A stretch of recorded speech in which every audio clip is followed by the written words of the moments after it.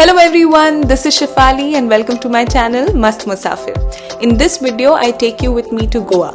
So as I mentioned in my previous video, I was in Belagavi, Karnataka, and Goa just happened to be a 3.5 to 4 hours long drive away. So one morning after breakfast, we got ready and set off for Goa. Now Goa, as we all know, is this tiny state which is bound by Maharashtra in the north, Karnataka in east and south, and the Arabian Sea in the west. And Goa also holds different meanings for different people, I'm sure. It's a party place for many, it's a beach bum's paradise, it's a place where people go for nirvana, through yoga or other means, and you know what I mean. However, Goa for me always held a special place in my heart. I had wanted to visit it ever since I was a kid, and I wanted to visit it with my mom. I know, it's weird, but I did. It was like two women, a mother-daughter duo, the bestest of friends, having the greatest time of their lives together. And don't worry, mom, sorry I had to ditch you this time, but it was just a single day escapade, and one day you and I, we both are going to go to Goa.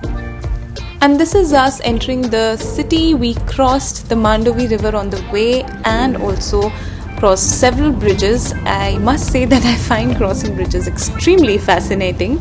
And finally, after a few railway crossings and passing by some buses and cars, we had finally arrived at our destination, which was Old Goa for the day.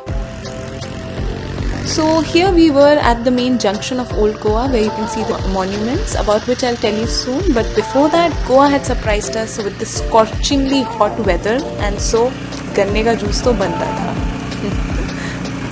So after having that refreshing sugarcane juice, we were ready to head to our first spot, which was Basilica do Bom Jesus. It is a Portuguese Catholic church which is more than 400 years old. Also, it has been recognized by UNESCO as a World Heritage Site. Now, this is where we entered the church, and that's a quick view. We were not allowed cameras beyond this point.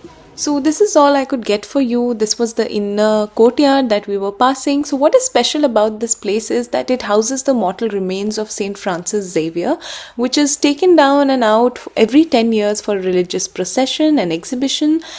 Also, lastly, in Basilica do Bom Jesus stands for Good Jesus or Infant Jesus.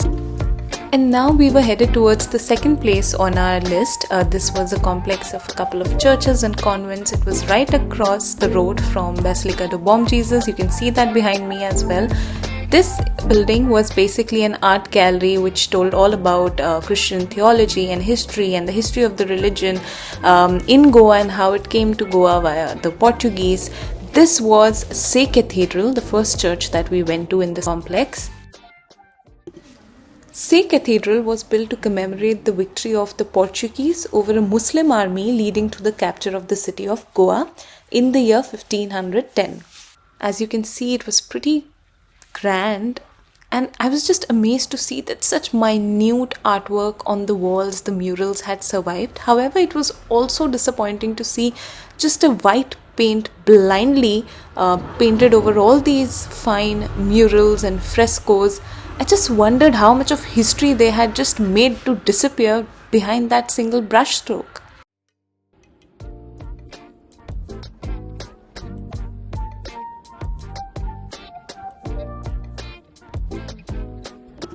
Now here we had come to another building on the opposite side of that complex. This was the church and convent of Saint Francis of Assisi, who was basically a guiding light for Saint Francis Xavier, whose mortal remains I had just mentioned are kept in Basilica do Bom Jesus.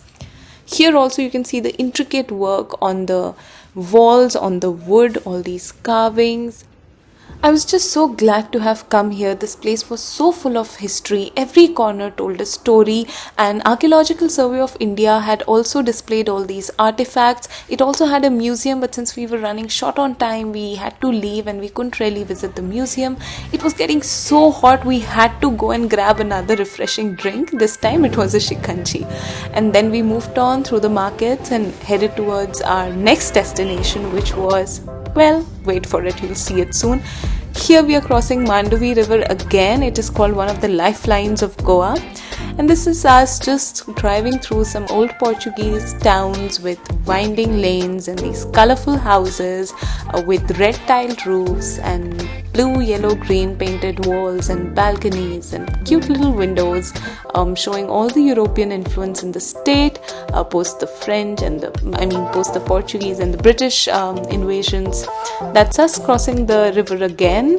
Mandovi is clearly a major, lifeline. It's pulsing through the city. Those are some great crews, another thing that Goa is famous for, the ships and the cruises.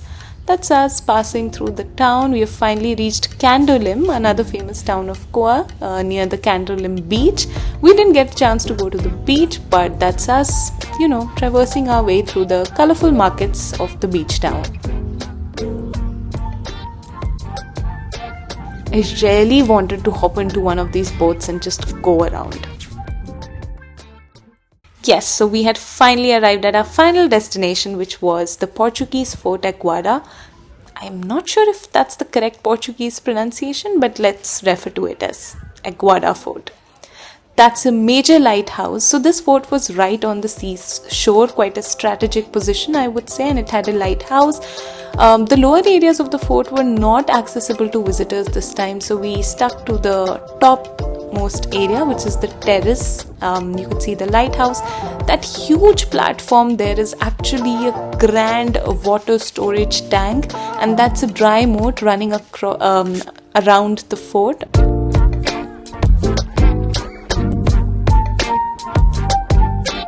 The fort also had some secret passageways which were of course closed to visitors. And that was the view basically of the Arabian Sea right in front. That's how the ships used to come back in those days, dock near the shore, get a fresh water supply from the fort.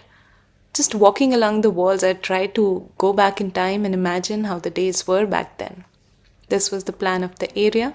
Here are a nice before and after photos for references. That's how these places were found, and that's how they look now after restoration and maintenance. I'm glad we have managed to preserve history, but we can always do better when it comes to preservation. Finally, it was an end to our trip, and to beat our thirst, we were on the third drink of the day. Finally, we came to this new lighthouse. So basically, the old one had been stopped. Its usage had been stopped back in 1976. The old one you can see in the distance from where we had just come now. And so this new one was set up and was in use ever since. I must say we got some great views. We couldn't go to the beach, but we managed to get a good look of it. And now it was time to head back also through that narrow stairway. And finally, for the first time, I was seeing the light inside a lighthouse, and it was huge. No wonder. So now back from the trip, we were on the road to head back home, passing through the city and town again, which was getting a life of its own as it was getting evening time and night time. And these cities get a brand new life when the sun sets and the lights are up. It's good to pass through all these touristy fairs and these bright lights and Christmas decorations. Look at that sun about to go down.